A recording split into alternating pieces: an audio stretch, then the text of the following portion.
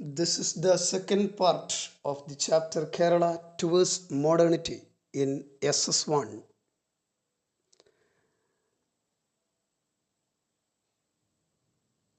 As the first phase, we are going to discuss the characteristics of the commercialization of agriculture during the British rule in Kerala.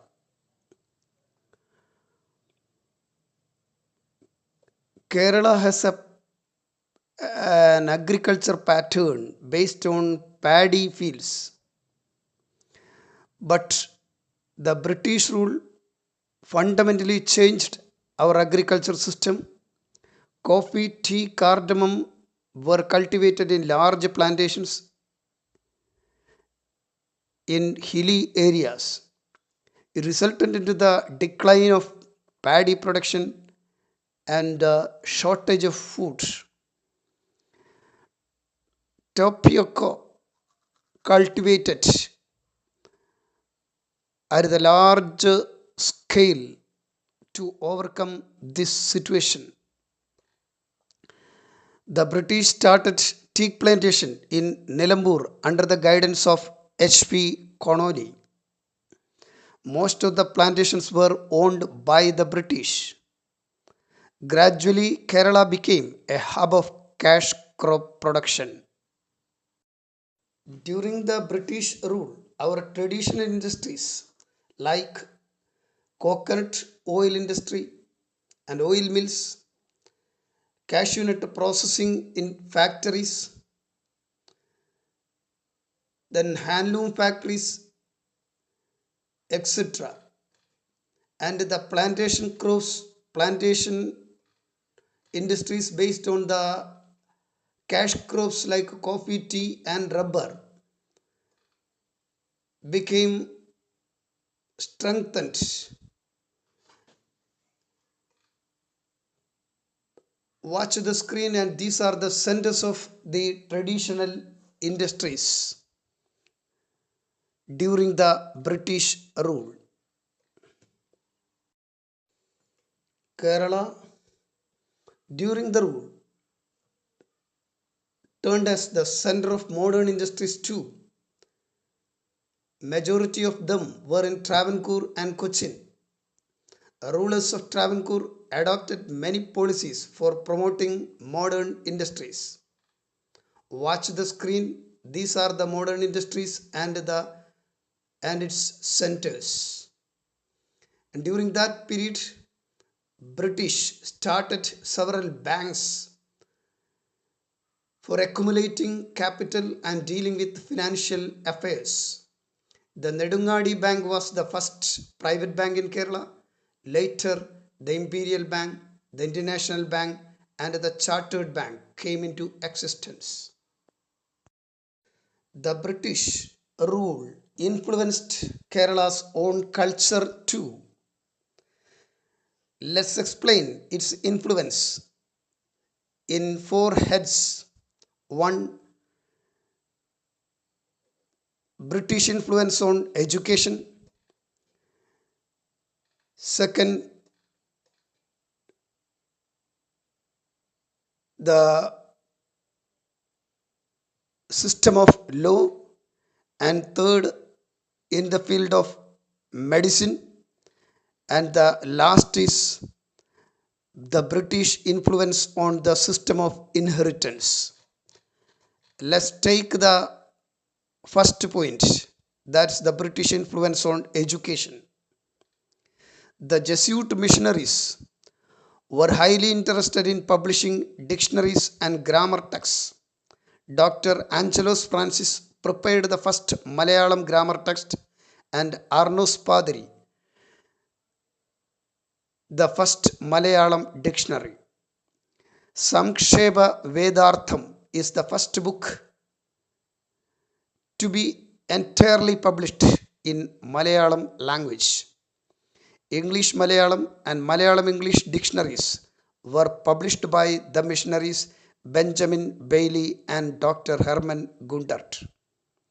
Herman Gundert also published the first Malayalam newspapers, namely Rajya Samacharam and Paschimodayam from Talasheri. Look at the screen. This is the table that gives the details of the missionaries and their field of work. The rulers of the Travancore and Kochi also intervened in the education sectors by establishing schools and colleges.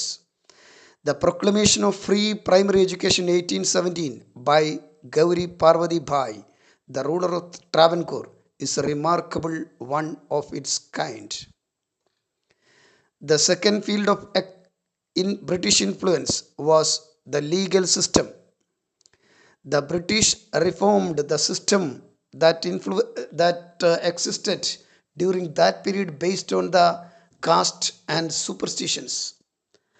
In the new system, after hearing the accused, unified punishment was given depending on the nature of the guilt.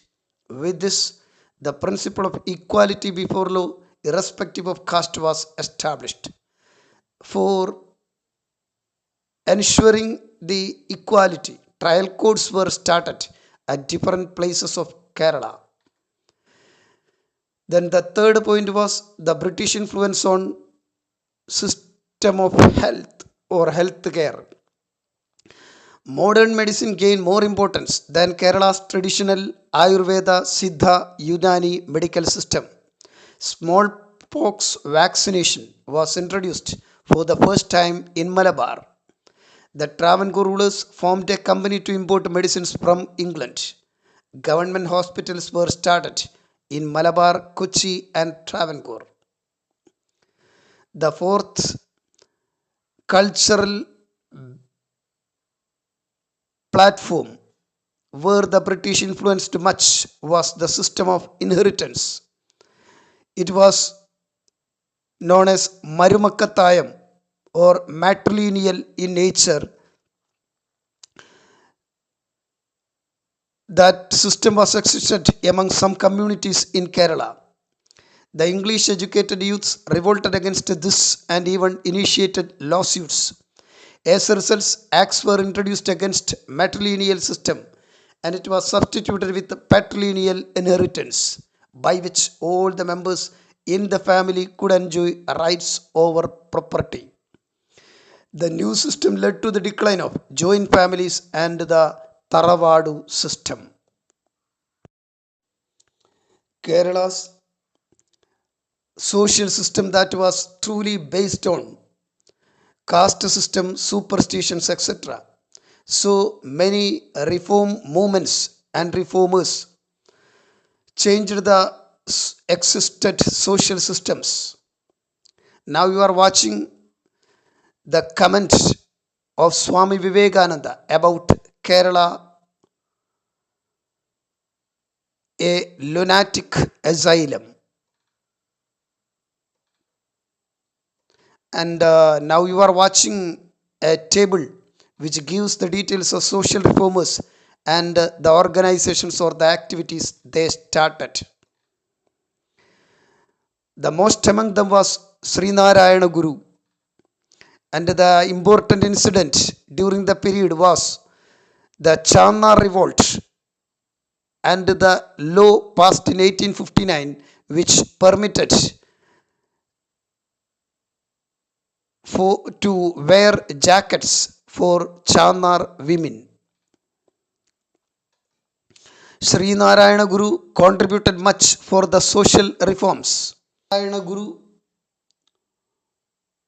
consecrated the idol of Lord Shiva at Aruvipuram in 1888.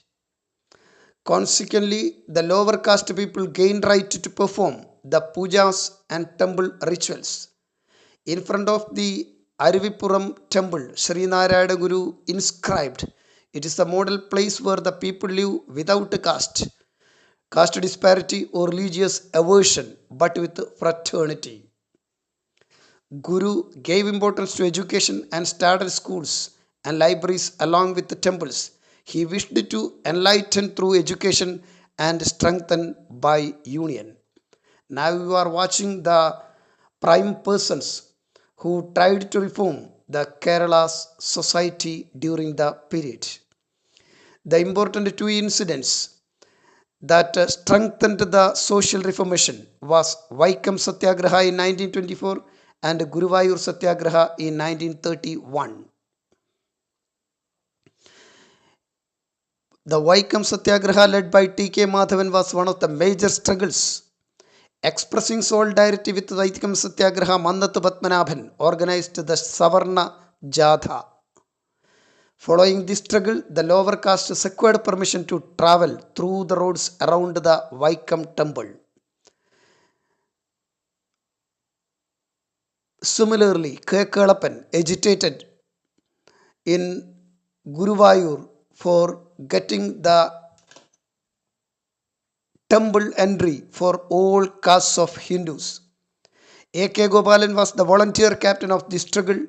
P. Krishnapillai was callously attacked during this satyagraha. Following these popular protests, the temple entry proclamation was announced on 12th November 1936 in Travancore. Temple entry proclamations were issued in Madras and Kochi too.